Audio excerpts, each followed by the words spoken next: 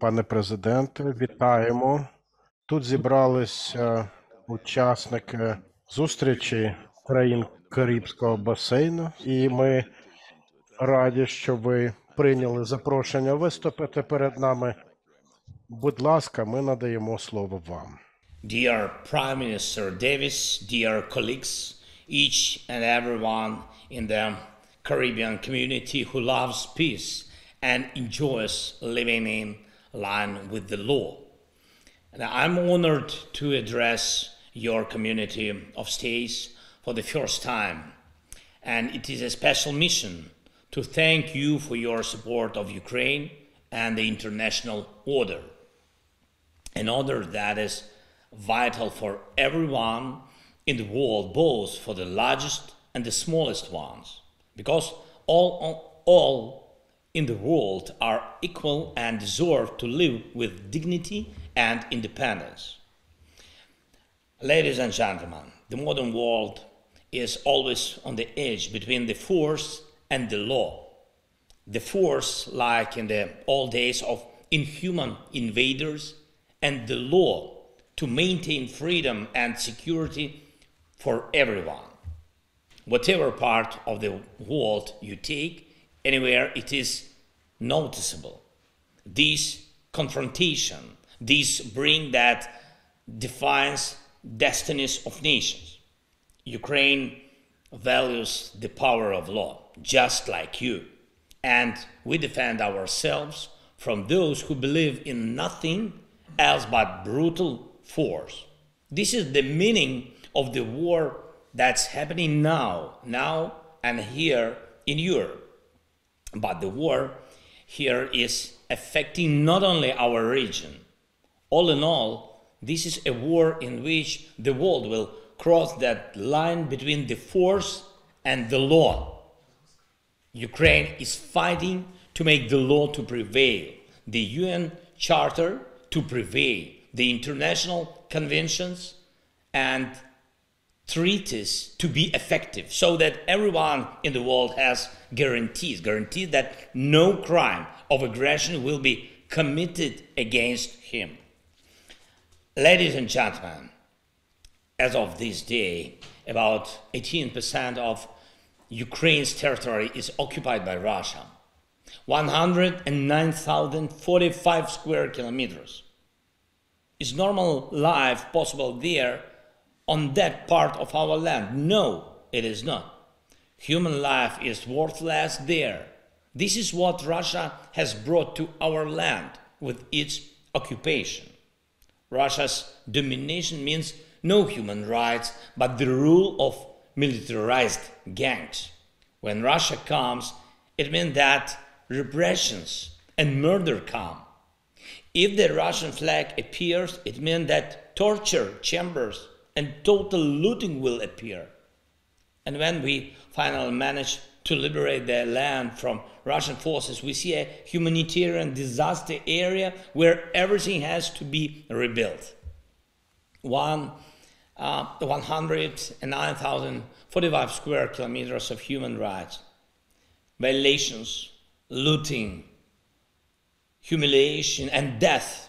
This is the reason why we are fighting so hard to drive Russia out of our land. This is the reason why we are trying so hard to restore the power of international law.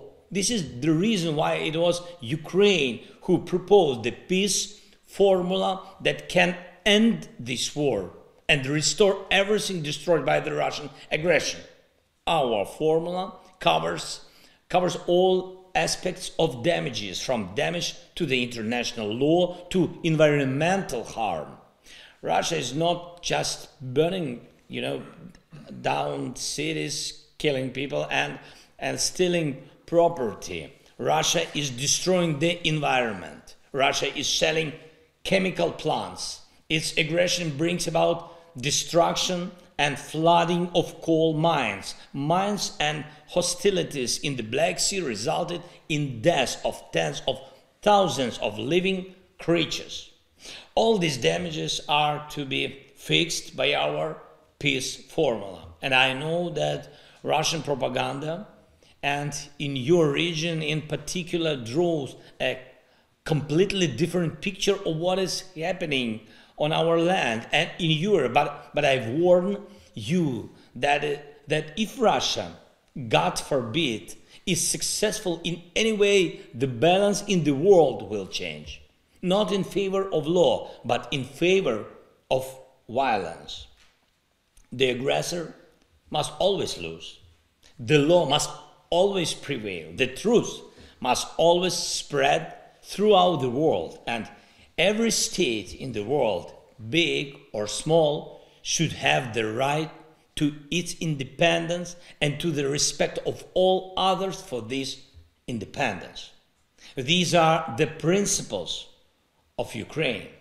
These, I know, are your principles. And I thank you for being on the side of the law, and I thank you for your efforts to bring stability to your region and the world.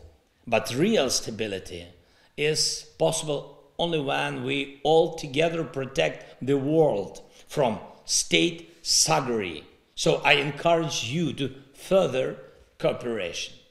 Next week, we will present at the UN General Assembly a resolution on a comprehensive, just and sustainable peace in Ukraine, and hence the restoration of the full force of the international rules-based order. Your votes matter. I have presented the peace formula, and your leadership can help to implement it. And of course, I invite you all to visit Ukraine. Peace is a value that must be carried forth together. Thank you for your attention, and I wish you a lasting peace. Slava Ukraini!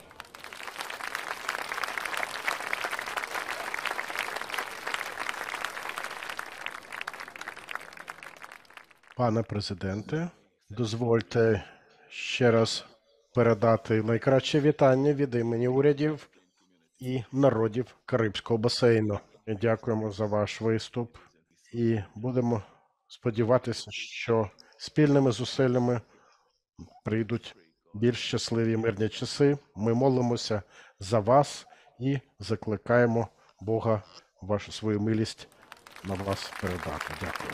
Thank you so much, Prime Minister. Thank you. Wish you peace. All the best.